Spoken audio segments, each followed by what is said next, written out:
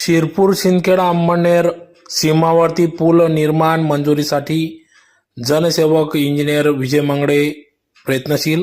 याबाबत अधिकृत असे की जनसेवा करण्याचं बाळकट उपजतच प्राप्त झालेले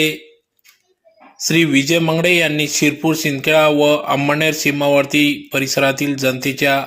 जिव्हाळ्याचा प्रश्न सोडविण्याच्या कामात हात घातला असून नीम तालुका अंमळनेर ते मांजरोद तालुका शिरपूर या दोन गावांना तसेच दोन राज्यांना जोडणारा तापी नदीवरील मोठा पूल बांधणे या कामाच्या मंजुरीसाठी कंबर कसली असून धुळे जळगाव जिल्ह्यासाठी हे काम अत्यंत महत्त्वाचे आहे।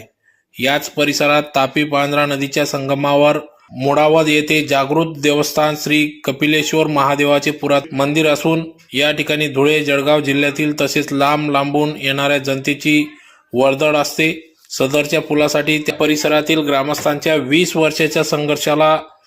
विजयजी मंगळे यांनी वाचा फोडली असून जनसेवक तथा इंजिनियर विजयजी मंगळे यांनी वाचा फोडली असून पुलाचे काम 2013 मध्ये मंजुरी मिळवून देखील निधी अभावी काम सुरू होऊ शकले नाही।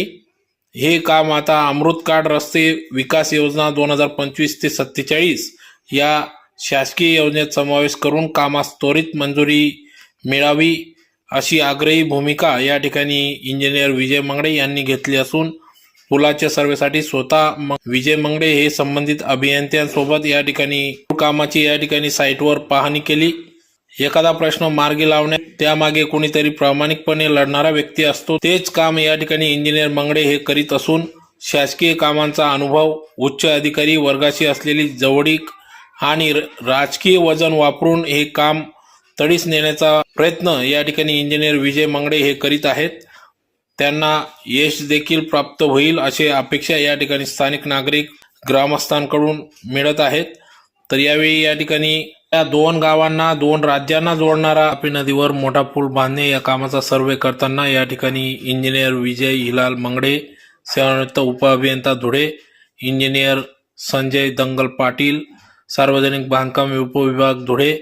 इंजिनियर भालचंद्र बोरसे शाखा धुळे, अविनाश पाटील सेवानिवृत्त स्थापत्य सहाय्यक अभियंता धुळे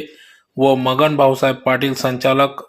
श्री कपिलेश्वर मंदिर ट्रस्ट नीम मुडावद तालुका शिंदखेडा जिल्हा धुळे